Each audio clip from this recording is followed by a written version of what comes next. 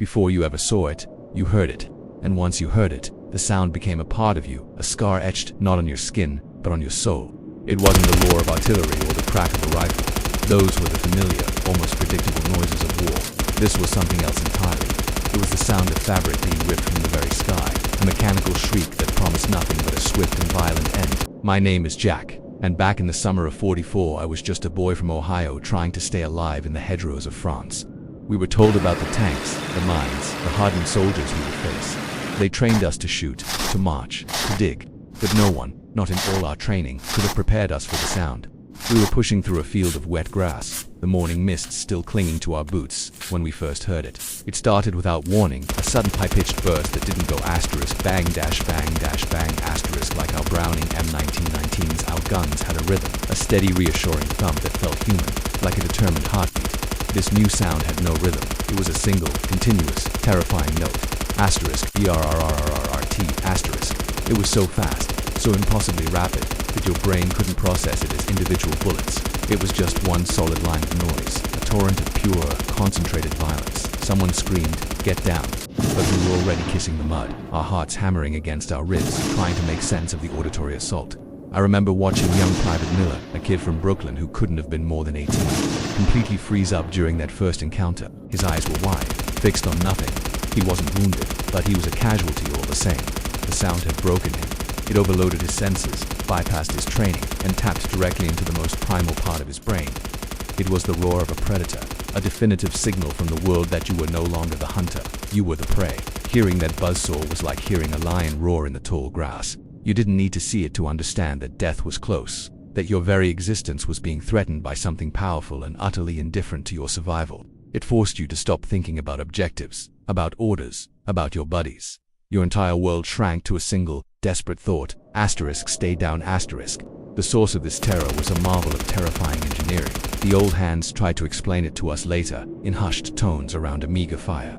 They talked about the incredibly fast-moving bolt, the high-frequency vibration of the barrel, the constant, clattering ejection of shell casings. All these mechanical elements combined to produce that signature high-pitched, sharp, continuous shriek.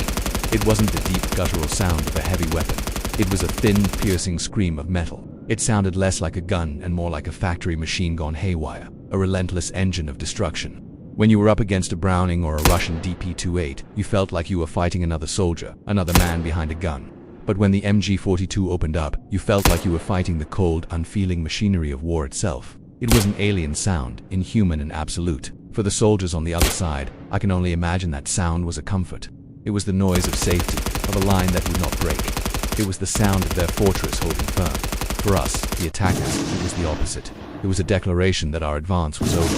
It atomized our formations, turning a coordinated platoon into a collection of terrified individuals, each one alone with that horrifying sound. You couldn't move, you couldn't think, you couldn't even shout to the man next to you without the sound swallowing your words. You just lay there, face in the dirt, praying for it to stop, even for a second, just to give your mind a moment to reset. Hollywood often tries to capture it, but they focus on the volume. It wasn't about being loud. It was about being asterisk fast asterisk. It was a speed that your mind simply couldn't keep up with, and in that processing gap, fear took root and grew into a paralyzing tree. Our sergeant, a tough-as-nails veteran named O'Malley who had fought in North Africa, saw the effect it was having on us.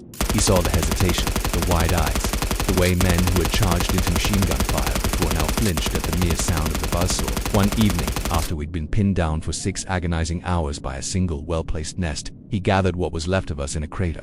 "Listen up," he said, his voice low but firm, cutting through our exhaustion.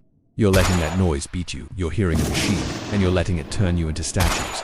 But there's a man behind that machine, a man who has to reload, a man who has to change barrels, a man who breathes. That sound isn't a wall, it's a rhythm." He picked up a stone. It screams for 8 seconds, maybe 9.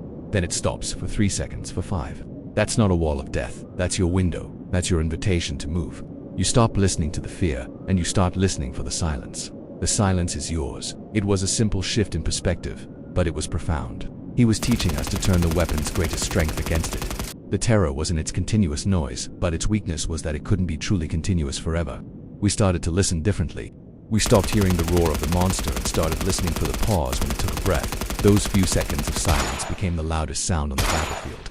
They were the sound of opportunity.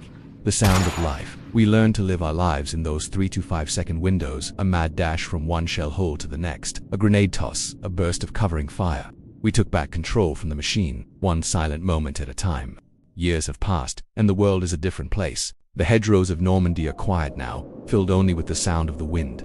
But sometimes, when I hear a certain high-pitched mechanical Wiener power tool, a distant Sirona shadow of that old feeling returns.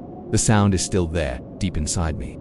But it's no longer just a memory of terror. It is a reminder that the most formidable obstacles in our lives, the things that seem like impenetrable walls of noise and fear, often have a rhythm. They have pauses. They have weaknesses.